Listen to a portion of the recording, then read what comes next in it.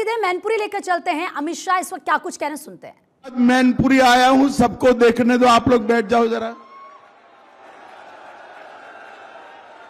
मैं जयवीर सिंह जब चुनाव लड़े तब आया था, उसके बाद पहली बार आया हूं यार। बैठ जाओ जरा, बैठ जाओ। मंच पर उपस्थित उत्तर प्रदेश भारतीय जनता पार्टी के प्रदेश अध्यक्ष महोदय श्रीमान भूपेंद्र चौधरी जी, श्रीमान संतोष जी, श्री राम नरेश, बैठ जाएंगे आप, चिंता मत करिए, बैठ जाएंगे आप, सब बैठ जाओ, मैं बिठा दूंगा सबको, बैठ जाओ। ए भाई, देख लिया तेरा चेहरा, बैठ जा।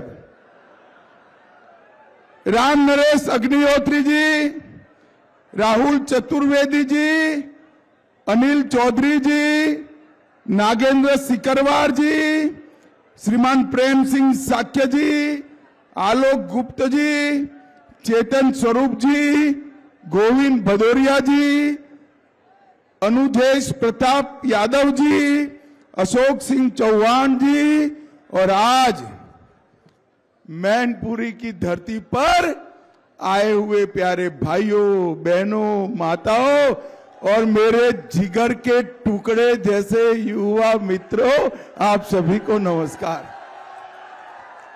भाई और बहनों, आज मैं सबसे पहले भगवान चांदेश्वर, भीमसेन भगवान, शीतला माता, महर्षि मार्कंडेय और काली माता के मंदिर को प्रणाम कर कर मेरी बात की शुरुआत करना चाहता हूं।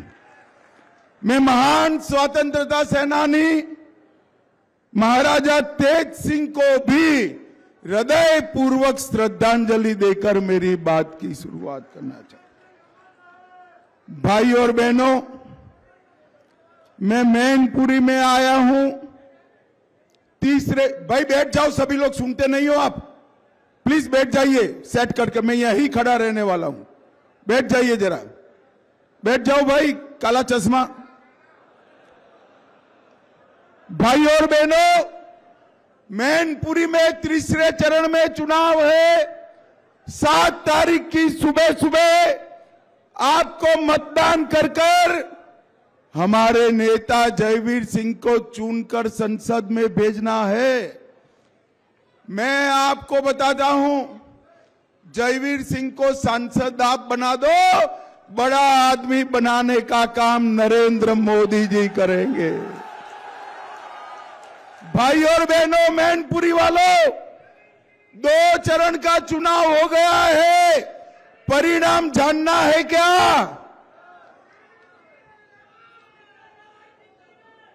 भाई और बहनों, 2 चरण का चुनाव हो चुका है, परिणाम जानना है 2 चरण का क्या हुआ है, पक्का जानना है, पक्का।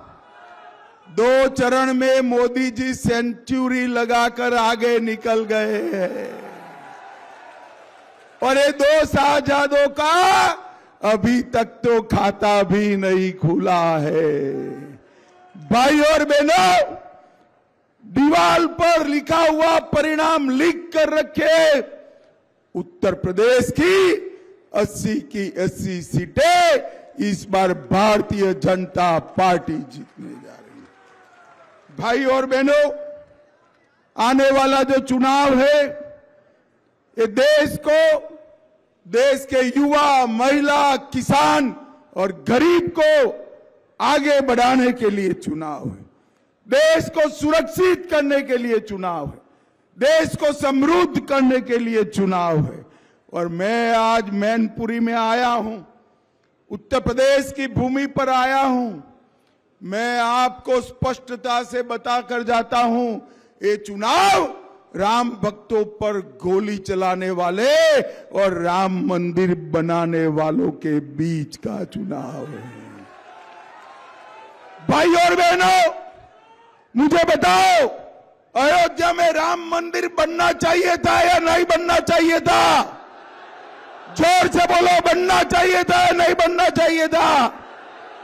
अरे आपने मोदी जी को दूसरी बार प्रधानमंत्री बनाया, उसके पहले कांग्रेस, सपा, बसपा सालों तक शासन किया। ये तीनों ने राम मंदिर के मुद्दे को अटका कर रखा, लटका कर रखा, भटका कर रखा। और मोदी जी ने 5 ही साल में केस भी जीता, भूमि पूजन भी किया और 22 जनवरी को प्राण प्रतिष्ठा कर कर जय श्री राम। भाई और बहनों, 22 जनवरी को जब प्राण प्रतिष्ठा हो रही थी तब ट्रस्ट वालों ने अखिलेश बाबू को और डिंपल मैडम को भी आमंत्रण दिया था, मगर नहीं गए। मैं आज पूछना चाहता हूं, अखिलेश जी, डिंपल जी, आप राम मंदिर की प्राण प्रतिष्ठा में किसके डर से नहीं गए? किसके डर से नहीं? अब तो आजम खान भी जेल में है, किसके डर से नहीं गए?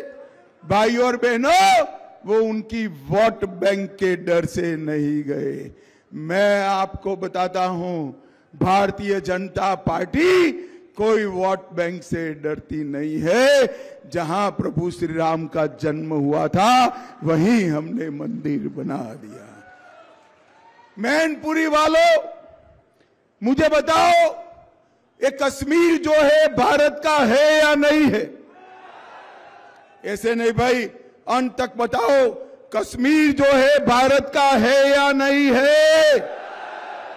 धारा 370 जानी चाहिए थी या नहीं जानी चाहिए थी? 70 साल तक ये कांग्रेस पार्टी धारा 370 को अपने अनोरस बच्चे की तरह संभाल कर बैठी। आपने दूसरी बार नरेंद्र मोदी की सरकार बनाई। मोदी जी ने 5 अगस्त 2019 को धारा 370 को समाप्त कर दी। भाई और बहनों, मैं जब धारा 370 का बिल समाप्त करने का बिल लेकर खड़ा हुआ, ये राहुल बाबा जानते हो ना? जानते हो या नहीं जानते हो? ये अखिलेश जी के खास दोस्त है राहुल बाबा, जानते हो ना? वो खड़े हो गए और उन्होंने कहा धारा 370 मत हटाओ। मैंने पूछा क्यों ना हटाए भाई? तो उन्होंने कहा कश्मीर में खून की नदियां बह जाएगी। अरे राहुल बाबा, खून की नदियां छोड़ो, ये नरेंद्र मोदी का राज है। किसी की कंकर चलाने की भी हिम्मत नहीं है, कंकर चलाने।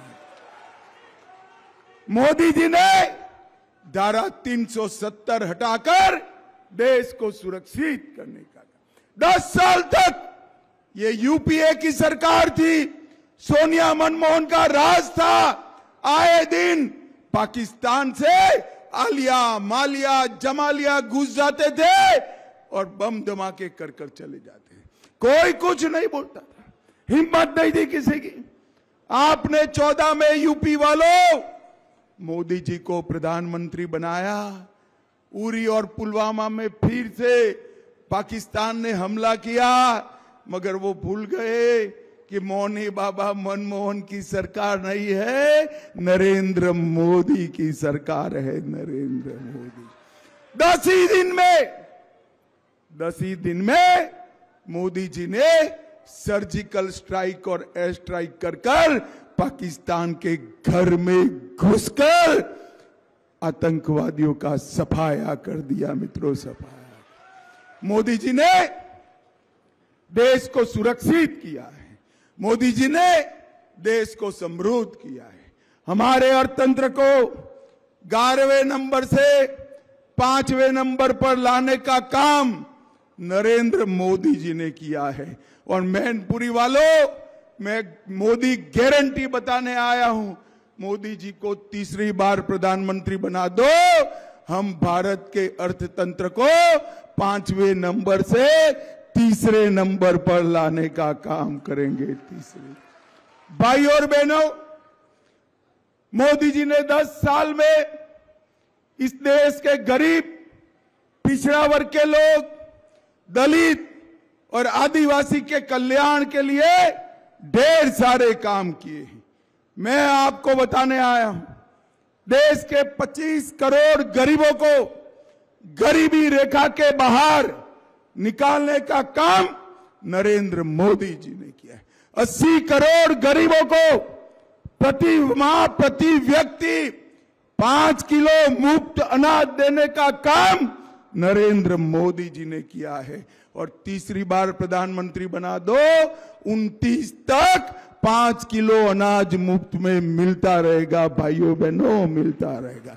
12 करोड़ से ज्यादा शौचालय बनाए, 4 करोड़ से ज्यादा लोगों को घर दिया और तीसरी बार प्रधानमंत्री बना दो और 3 करोड़ घर बनाने का काम नरेंद्र मोदी करेंगे। 10 करोड़ लोगों को उज्ज्वला का गैस दिया, 14 करोड़ लोगों को नल से जल दिया। और मैनपुरी वालों बताओ भाई, कोरोना का दोनों टीका लगा है या नहीं लगा है? हाथ ऊपर कर कर बताओ, लगा है या नहीं लगा है? किसी को 4 आना भी खर्चा हुआ है क्या? हुआ है? ऊपर से चाय पिलाकर मोदी जी ने टीका लगाया ना भाई। अबे अखिलेश बाबू कहते थे ये तो मोदी का टीका है, मत लगाइयो, ये तो अच्छा है, इनकी कोई सुनता नहीं है। पूरे देश ने टीका लगाया। एक दिन डिंपल भाभी को लेकर रात को खुद भी टीका लगाए।